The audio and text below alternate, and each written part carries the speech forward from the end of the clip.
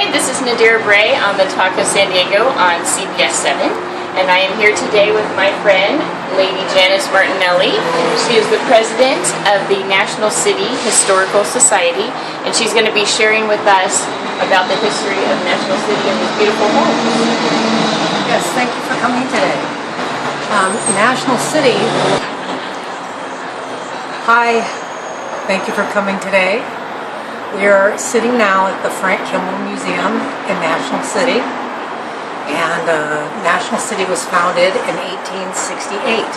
Not many people know this, however, National City is the second oldest city in the county, next to the one street in Old Town that has Ramona's Marriage Place and the Whaley House. Other than that, there was nothing in San Diego at all until the Kimball family came and purchased Rancho de la Nacion, Ranch of the Nations, which is National City. So we are at Frank Kimball's family's home right now, and it is open to the public on weekends between 11 and 1 and by appointment if you're a school or you'd like a field trip. And the Kimballs, they were 5 brothers who had wives, and they live in New Hampshire. They were told that they had to move to a warmer climate because they had a breathing disorder. I'm not sure exactly what the breathing disorder was, because back then everything was called different things. It was probably asthma, is my guess, asthma or something like that. So they came to Southern California around the Horn on the ship, because back then there was no way to get anywhere but by ship or horse and buggy or by walking. So they came to Southern California around the Horn, ended up in San Francisco, and then horse and buggied it to Southern California, where they looked at 31 ranches. And they were looking for the same thing developers look for today. They were looking for, they wanted to be close to the water, they wanted to have good soil for growing, they wanted to be centrally located, and they wanted to make a community that was diverse and took care of each other.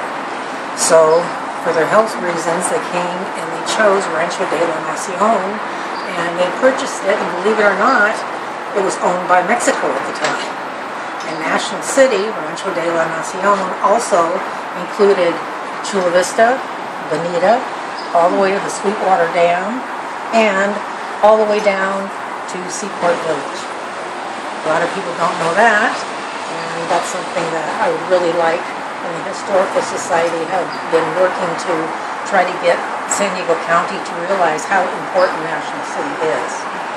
National City has over 150 historic sites. We have 3 actual national sites. One of them is called Brick Row, which is directly across the street. And in Brick Row, we have the National City Historic Archives. There's a brochure. This is also open on the weekends or by an appointment. You can call 619-962-4128 if you would like to make an appointment other than the weekend. We have the Historic Archives. We have the Frank Kimball Museum, which we'll go in just a few minutes, and you can see we have their original furniture, which is really unusual. Normally, people have a museum in a certain period of time and they have period furniture, but we have their actual furniture that belonged to the Kimballs. And there were 5 brothers, and they were all in different fields. Together they could do a city. One of them was an attorney and a lawyer. His name was Warren, and a banker. The main guy was Frank Kimball and his wife Sarah. Frank worked for the Department of Agriculture, and his job was to grow things in a warmer climate. Remember, they came from the cold country. So it was the Kimballs who actually started the citrus industry. Lemons, limes, oranges. Nobody knew what those were in the cold country. So they started advertising.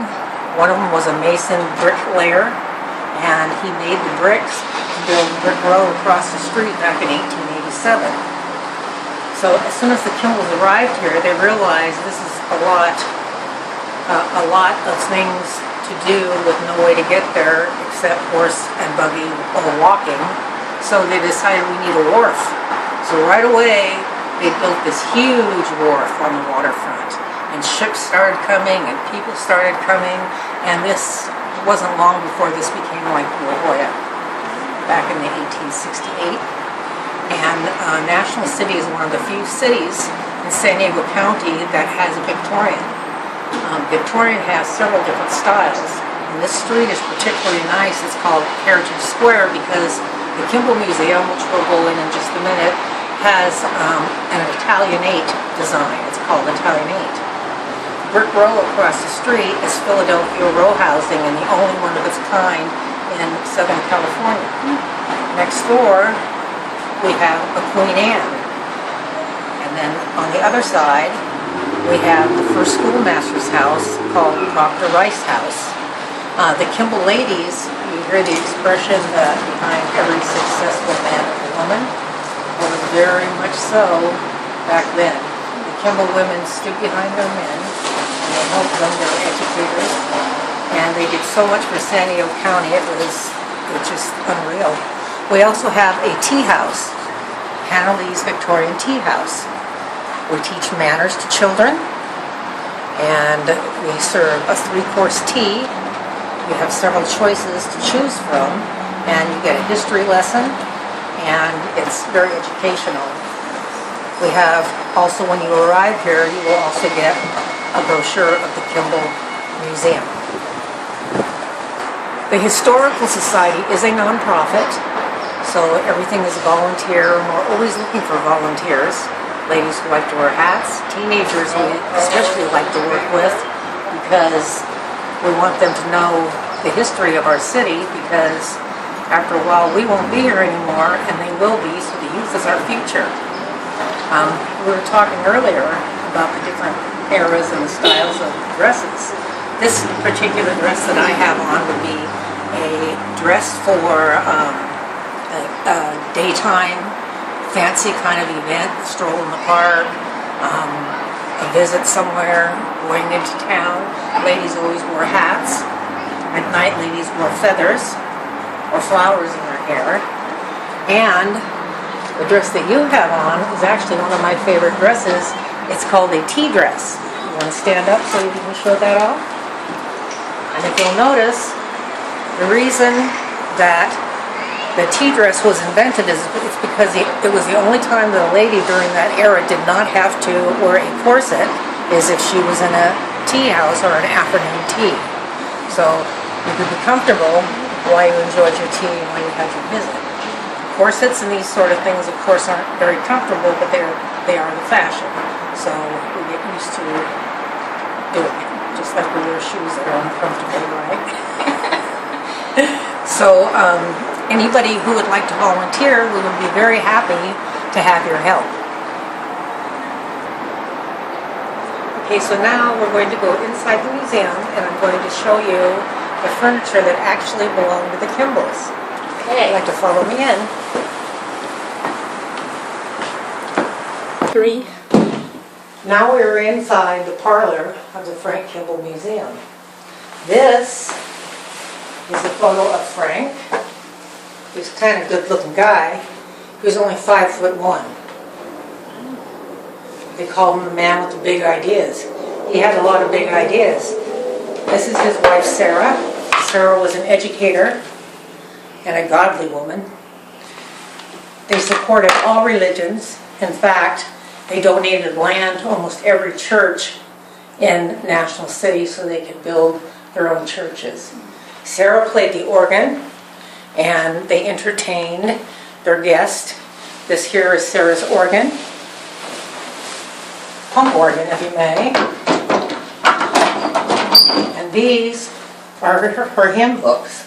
She held private Bible study classes here as well. Now, the furniture is really interesting. You can see how low it was, how down to the ground, so you can see how short the people were.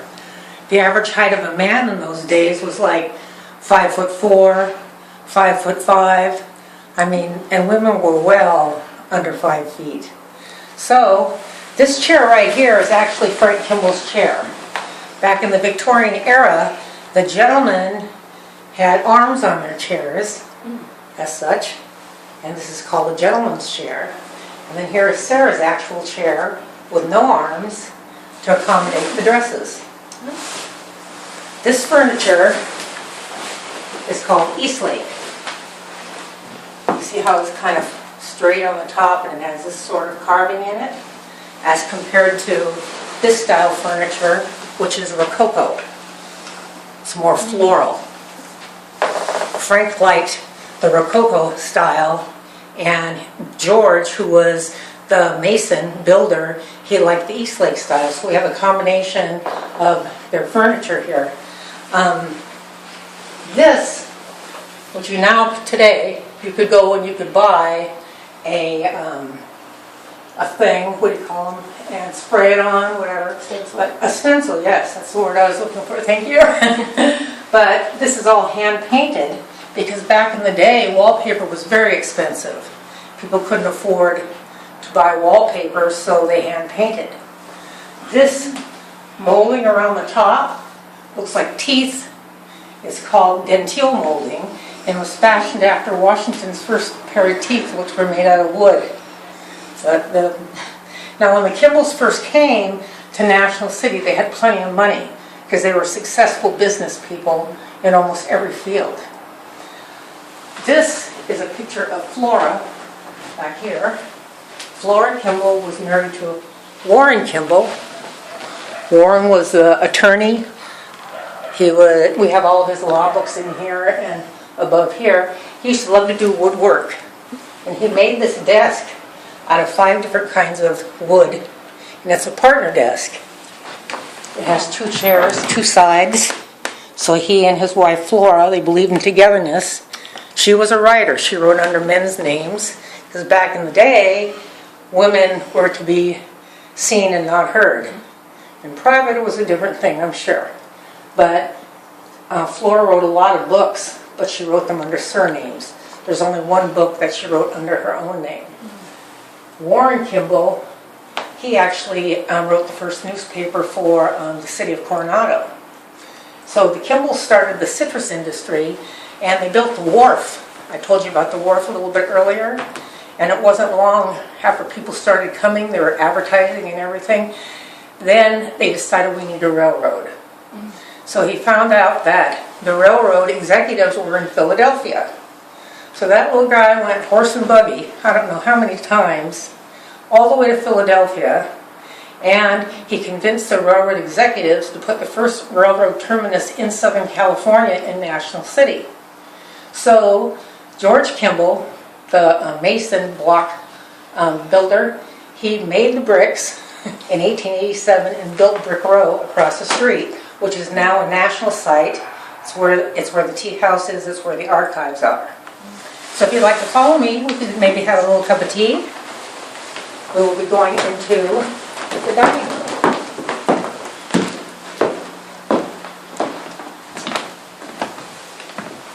Should I sit here? Okay, so this is the Kimball dining room. This table goes twice as big. We cut it down. We didn't cut it down. We removed the centerpiece because it took up the whole room. All these chairs you see behind me would fit around the table. On the west side of town, there are many streets named after presidents. Wilson, Harding, Coolidge, Roosevelt. Those are all presidential visitors who actually came to National City and stayed in this house. So they named those streets after those presidents. A lot of people don't know that. Also, it was the Kimballs who were responsible for the Navy being in San Diego, because the Kimballs owned all the Seaport Village, which was the waterfront, and the military needed access to the waterfront. So the Kimballs made a deal with them that they would help rebuild their wharf, which was starting to get eaten out by woodworms, and in exchange they could have access to our waterfront to bring the Navy to San Diego. So we have a very good relationship with the Navy, and it's because of that. A lot of people don't realize that's why we have such a special relationship with the Navy, because they started here in San Diego. This Let me pour you a little tea. Thank you so much for the tea, Miss Lady Janice. I wanted to, you saw the beds earlier, because of ADA requirements, people do not go upstairs anymore, so we brought all of the original bedroom sets downstairs, and so people could enjoy seeing what the bedroom set looks like. Again, we are a nonprofit. We're always looking for volunteers. I'm Lady Janice Martinelli of the National City Historical Society. This is strictly donation, so you can give your time, you can give us a little money, you can give us a tip, you can help at our events if you like to wear hats, and if you like to have tea parties, then you would especially be interested. And the men are interested too because of the depot. There's a lot of railroad history, and it all started here in National City since we have the first railroad terminus, which is also a nonprofit and by donation. So thank you for coming. And again, I'm Lady Janice Martinelli. I can be reached at 619-962-4128. And our address is 921 A Avenue in National City, almost at the corner of Plaza Boulevard and A Avenue. It's clearly marked Kimball Museum. And this is Nadira Bray here with the president of the National City Historical Society. Thank you so much, Miss Lady Janice Martinelli. It was a pleasure learning so much. And so everybody come on down, volunteer, or take a tour. Now I got you on tape doing that, so I'm going to expect to see you. I am. I'm going to be volunteering here because I love wearing hats. I love hats. And I love dressing up. So I'll be here. Talk to San Diego, CBS 7.